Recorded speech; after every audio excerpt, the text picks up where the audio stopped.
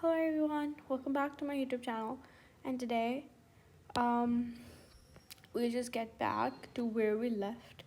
So we left at what does these subatomic particles help us within the atom. So now we'll just go on and learn about isotopes that I promise that we'll work on. So what are isotopes in general? Isotopes are actually the same element. ठीक है, ये क्या होते हैं? ये same elements होते हैं, but ठीक है, which means the same elements means it has same number of protons. ठीक है, which actually identifies the element, but it has different neutron. ठीक है, जो इवेंचुअली हमें जैसे पता चलता है कि हमारे पास मास जो है वो डिफरेंट हो गया. ठीक है, तो हमारे पास एलिमेंट सेम है पर उन एलिमेंट्स के मास डिफरेंट है. ठीक है, now let's just talk about the mass of proton, neutron and electron. Relatively अगर हम बात करें इलेक्ट्रॉन की, ठीक है, प्रोटॉन की एंड न्यूट्रॉन की, we'll say the mass and we'll talk about the charge. The mass of electron we see is 0, like almost there is like 0.2222 something like that, but we are not going to discuss, not it is in our syllabus, but just for like knowledge you guys should know that it's almost to 0 and it has -1 का charge. ठीक है, later if we talk about the proton, it has the mass of 1 and it has 1 charge, while neutron also has the mass of 1 while it has 0 charge. ठीक है, why it has 0 charge? because जब हमारे पास electron और proton ठीक है साथ होते हैं, लाइक एक -1 और एक +1 आता है तो एक दूसरे को कैंसिल आउट कर देता है, इसकी वजह से न्यूट्रॉन के पास 0 चार्ज हो जाता है. ठीक है, it's kind of a theory that you guys can learn and talk about later. Then let's just talk about some proton number. Proton number is same as the number of protons in an atom. ठीक है, just a definition. For example, Na, which is the sodium, it has 23 mass and 11 electrons या proton. ठीक है, अब जो ऊपर वाला जो हमेशा रिमेंबर जो ऊपर वाला होता है या जो सबसे बिगेस्ट नंबर होता है, ठीक है, biggest number is the mass while the smallest one is going to be the proton number, which means the number of proton. ठीक है, so that's actually all about the proton number that's within the atom, right?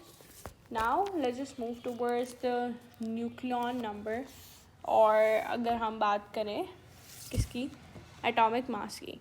अब हमें तो पता चल गया कि भाई जो सोडियम है उसका एटॉमिक मास है 23, पर वो निकला कैसे, लाइक व्हाट प्रूव्स कि हमारे पास मास 23 है. तो द न्यूक्लियन नंबर, ठीक है, या जिसको हम मास बोलते हैं, is actually the sum of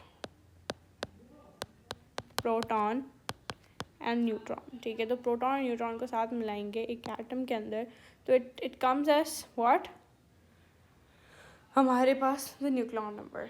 ठीक है, लाइक फॉर इंस्टेंस अगर हाइड्रोजन है तो हाइड्रोजन का प्रोटॉन नंबर हमारे पास, जो हमारे पास hydrogen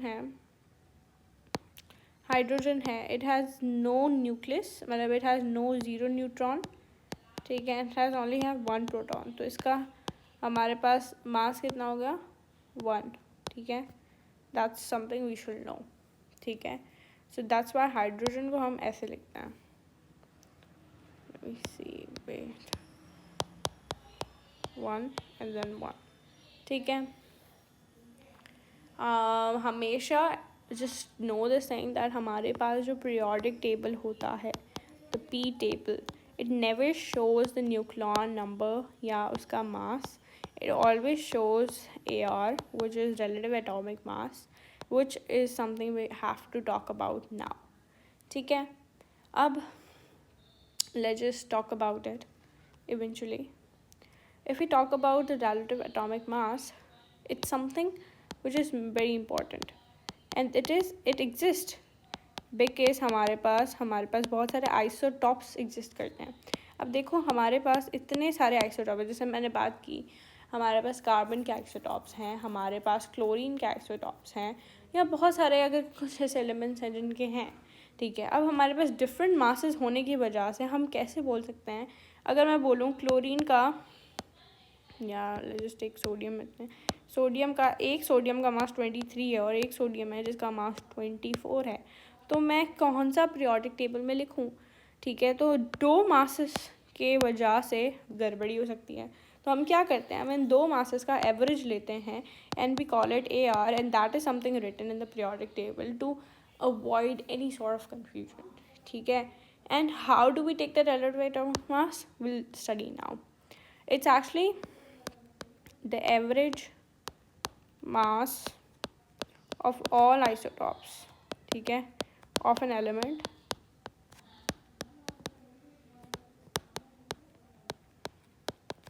which is actually compared with 1/12,